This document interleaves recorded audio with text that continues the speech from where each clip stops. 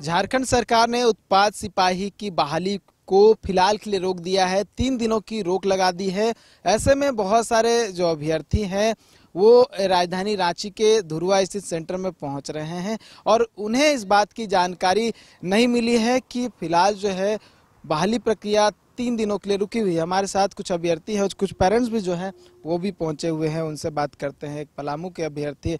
क्या नाम हुआ आपका? नरेंद्र कुमार सिंह। पलामू कहाँ से? पलामू का लेस्लीगंज थाना से बिलोंग करते हैं। अच्छा, तो ये जानकारी नहीं मिला आप लोगों को कि जो बहाली 3 दिन के लिए रुक गया है? नहीं, ये जानकारी तो नहीं मिला था। बस ट्रेन में जैसे चढ़े ना तो किसी लड़का से बोला गया कि आज कैंसिल है। तो यूट्यूब के जरिए एक अमित ब्लॉग हैं जो यूट्यूबर हैं, उनके जब चैनल खोले तो उनके वजह से पता चला कि 3 दिन के लिए स्थगित कर दिया गया है। अब क्या कीजिएगा? तो यहाँ से लौट कर अब घर जाने के विचार है। जिस जिला से आप बिलोंग करते हैं उस जिला में अब तक सबसे अधिक मौतें हो गई, 5 मौतें हुई हैं। तो कुछ जानकारी मिला क्या वजह है? कुछ जानकारी? हाँ, वहाँ जो और लड़के जो रनिंग के लिए गए थे वो लोग बोल रहे थे कि उतने विधि व्यवस्था कुछ नहीं है और मतलब बोला जा रहा है कि सुबह 6 बजे से दौड़ाया जाएगा, किसी को 4:30 बजे दौड़ाया गया है और किसी को दिन में 2 बजे दौड़ाया जा रहा है।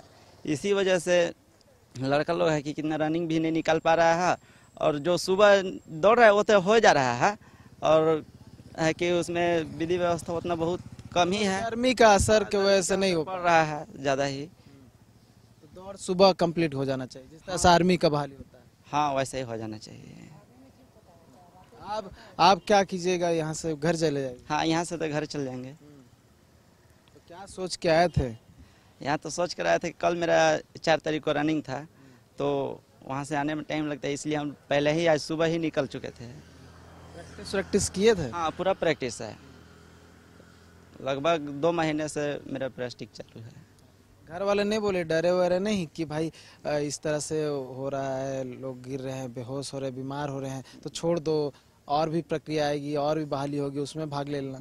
नहीं, घर वाले तो बोल रहे थे कि मत जाओ मत जाओ, लेकिन फिर बोले कि जो होगा वो देखा जाएगा, पहले एक बार जाकर तो पहले देखे, अब क्या होगा नहीं हो ट्रैक देखने के बाद ही पता चलेगा।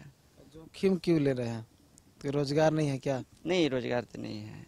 यही वजह है कि वो जो अभ्यर्थी है वो इतनी संख्या में भरे हैं, लाखों की संख्या में भरे हैं। 583 पोस्ट जी, 583 पोस्ट है। 5 से 10 लाख लोग भरे हैं। हाँ, भरे तो है उतना। मतलब एक अनार 100 बीमार। हाँ, बस वैसे ही है। मतलब आपकी फॉर्म भरने की वजह यही रही है कि कुछ और नहीं निकल रहा तो इसी से किसी तरह निकल जाए। जी, मेरा तो सपना ही था वर्दी पहनने का, बस यही पूरा करने के लिए निकल पड़े हैं घर से। जी। तो उसके लिए कोई भी हद से गुजरना होगा। हाँ, गुजरना तो होगा। अब गुजर जाएंगे। नहीं, मतलब उतना भी रिक्स नहीं खेलेंगे, पर आए हैं दौड़ने तो जितना मान लीजिए अपने अंदर जो शक्ति रहेगा उतना तो हिम्मत तो जुटा के ही करना पड़ेगा ना उतना करेंगे ही। हो जाएंगे सफल। हाँ, सक्सेस तो हो जाएंगे, इतना कंफर्म है। देखिए, पलामू से आए हैं और भी अभ्यर्थी हैं, उनके जो गार्जियन है वो पहुंचे। कहाँ से आप आए हैं? हम आए हैं मरवादी दलहातू से। दलहातू से आए हैं। अच्छा, मतलब क्या आप लोग कब जानकारी मिला कि जो बहाली प्रक्रिया है उस पर रोक लग गई? हम लोग को तो पता नहीं चला, तब ना आए। नहीं पता चला इसीलिए आए। तो फिर क्या कीजिएगा? अब क्या करें, हम लौटेंगे। तो मतलब यहीं रहते कि बाहर से भी आए हैं? हम बाहर रहते हैं, ऐसे घर तो यहाँ है लेकिन आए हैं गया से। अभी गया वापस जाना है, रांची का दलहातू जाना है? अभी दलहातू जाना है, अपना घर है यहाँ, यहाँ घर जाएंगे। ऐसे परेशानी तो हो रहा है लेकिन अब क्या पता, हम लोग को पता नहीं चला है।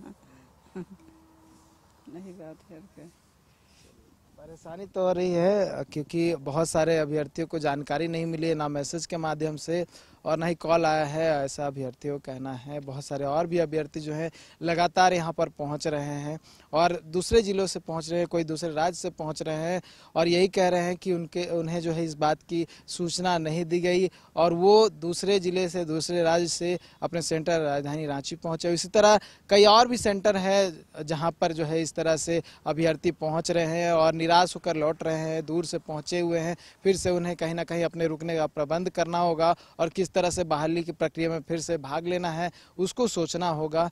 तो ये भी पारदर्शिता बहुत ज़रूरी है, अभ्यर्थियों को जानकारी भी देनी बहुत ज़रूरी है, क्योंकि हर के पास जो है इस मोबाइल फ़ोन नहीं होता है, हर के पास जो है इस तरह की जो है टेक्नोलॉजी नहीं होती है कि वो पता कर पाए।